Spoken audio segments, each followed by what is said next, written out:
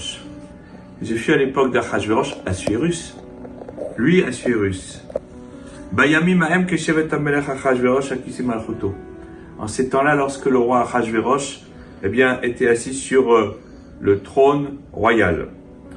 Et cette redondance dans le texte biblique nous interroge. Et le Gaon de Vidna, le Gra, nous dit, d'après les Midrashim, que, en vérité, si la Bible, si la Megillat Esther nous dit que le roi s'assied sur son trône royal dans la capitale de Suse, c'est qu'il y a quelque chose à apprendre. Et l'idée est la suivante, c'est que le roi Salomon avait fait fabriquer Shlomo HaMelech un trône exceptionnel qui utilisait des forces supranaturelles.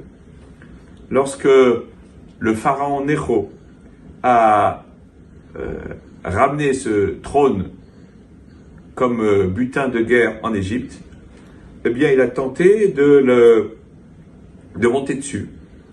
Sauf que l'un des lions qui gardait le trône, l'a renversé et qu'il est tombé. Et depuis, il a compris que c'était pas pour lui. Il a renoncé à cela. Lorsque Achashverosh, qui était un homme du peuple, qui n'était pas du tout d'ascendance royale, d'où le fait qu'il ait épousé Vashti, la petite fille de Nabuchodonosor, de Nabuchodonosor, il a voulu qu'il était le roi. Alors, il a fait faire un trône royal qui ressemblait peu ou prou au trône de Shlomo HaMelech du roi Salomon, sans évidemment toutes les intentions qu'il y avait.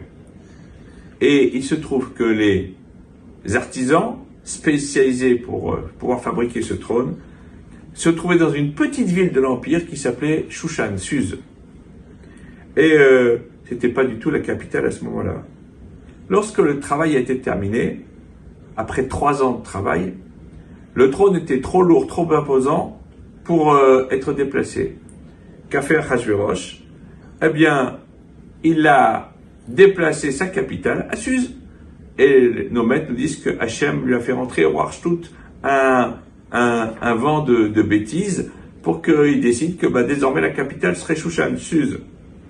Et que c'est cela qui va faire qu'il va pouvoir s'asseoir sur le fameux trône qu'il a conçu ou fait concevoir pour montrer sa gloire et montrer le rôle qui ne lui était pas assujetti normalement. Mais tout cela pourquoi, nous disent nos maîtres? Le gars nous dit tout simplement parce qu'à Shushan, il y avait Ish Yehudi Aya Beshushan Abira Ushmo Mordechai. À Shushan, il y avait un homme qui s'appelait Mordechai. L'homme par qui le miracle de Purim allait pouvoir se dérouler. Hachem dirige le monde et en réalité, même les choses les plus anodines qui puissent exister, ne sont faites que pour sa gloire et aussi pour la gloire de son peuple. Et c'est grâce à cela que nous avons été sauvés d'un terrible ennemi il y a plus de 2500 ans. Chag Sameach à tous et à toutes.